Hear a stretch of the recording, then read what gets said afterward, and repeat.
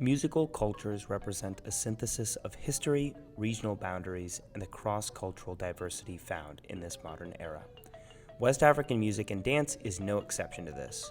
We will look at the native cultural practices associated with West African dance, the history of its importation and development in the West, and the emotional connection that the music holds in the present, framing it in its influence on modern music. Next, we have Sarita C. to give us an introduction to Go Ray Drum and Dance, a local West African dance studio. Okay, so my name is Sarita C. and our company is Gore Drum and Dance. And Gore is an acronym which means giving others resources, education, and empowerment. And we choose to service our community through traditional West African drum and dance. And Gore is significant because in Dakar, Senegal, there is the Gore Castle. And this is the castle that slaves went to before they were sent to various places throughout the United States and the door of no return. So that's the significance of it. So it's just our way of giving back to our community, but never forgetting what happened to our ancestors.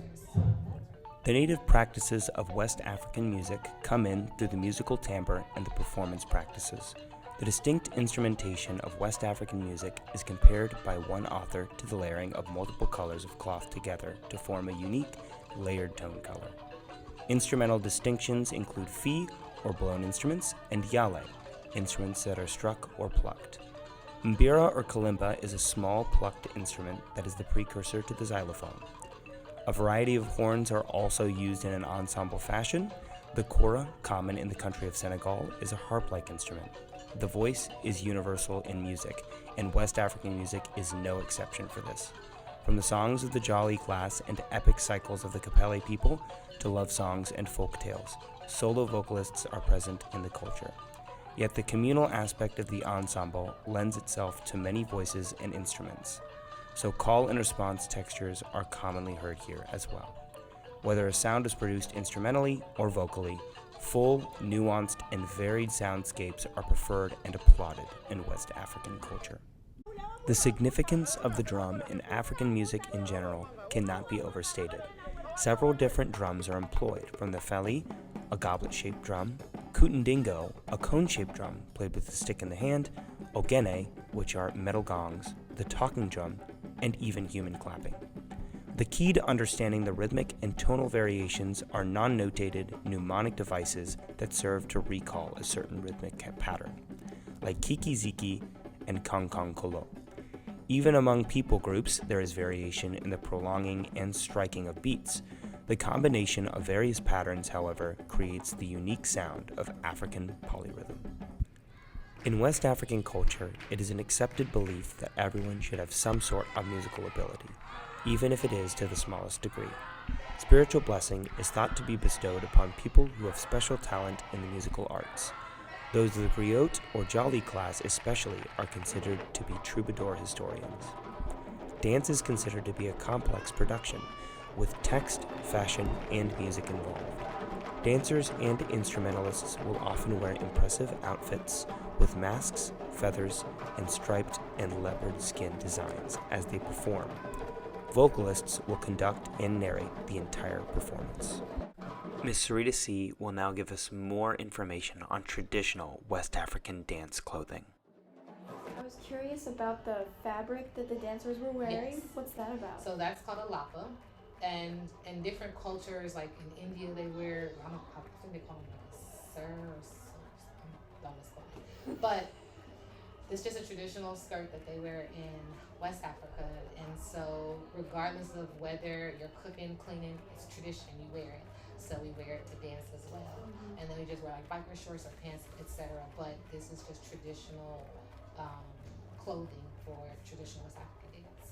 So very rarely will you see somebody just wearing like leggings or anything like that wear a skirt, right? And then when we go to Africa, no matter if it's 110 degrees, everybody has on a skirt. It's like, oh my God, I'm burning up. Like, it's just tradition, you know? Yeah. So it's like everything has like a certain code, dress code. Understanding this leads us into the history of the music and its importation and development in the West. Importation of the music occurred primarily through the transatlantic slave trade. Yet there is a lack of distinct hallmarks of native African music pre-Civil War era, and those that do appear are mostly in the Christian hymns and spirituals.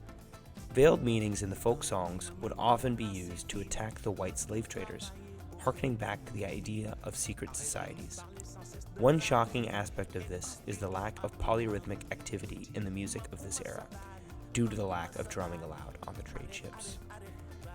During the post-emancipation era, however, these cultural practices were made more prominent in the music of African Americans as black worshippers reinvented and established their newer modes of expressive culture.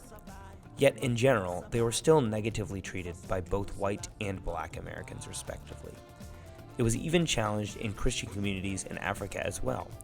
This negativity changed in 1930 when Asadata Dafora Horton, an immigrant from the country Sierra Leone, started the Federal Theater African Dance Troupe.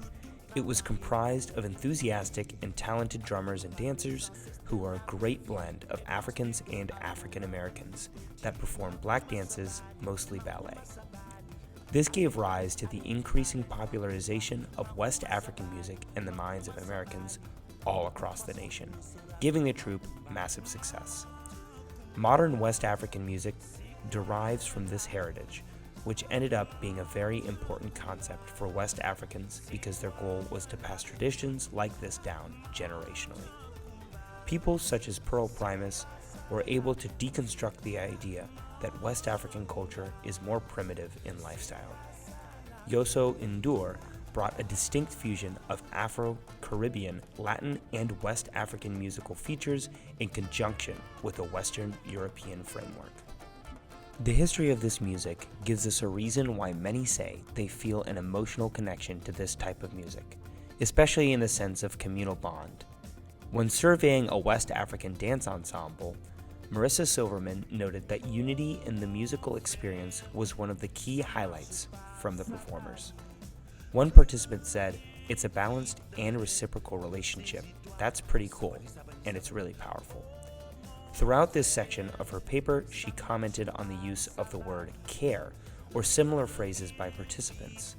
They linked it to a sense of empathizing with other ensemble members.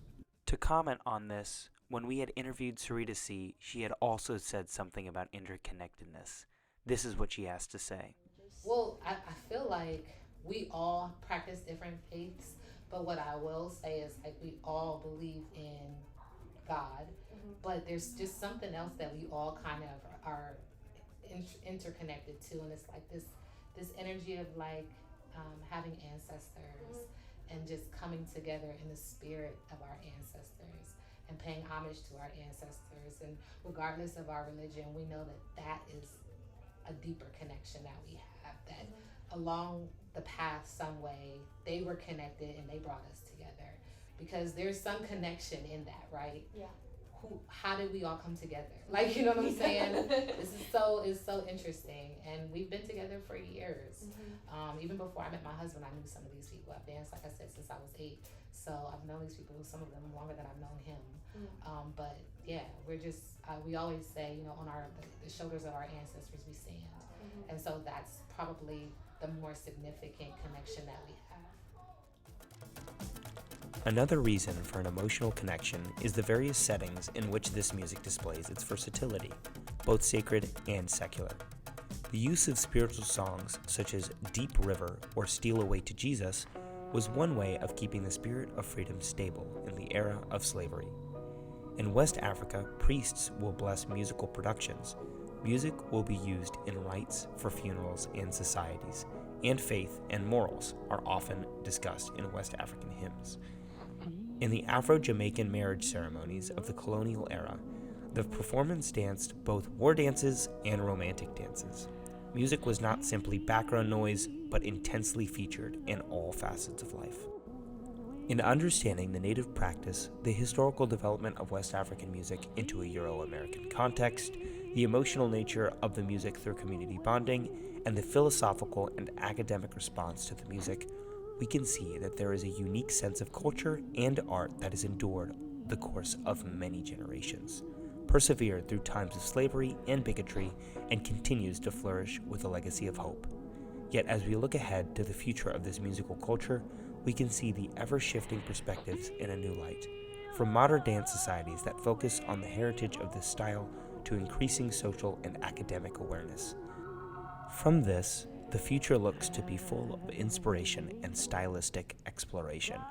It serves as a catalyst for us in the present to continue to strive for music that enriches and invigorates us in new and refreshing ways.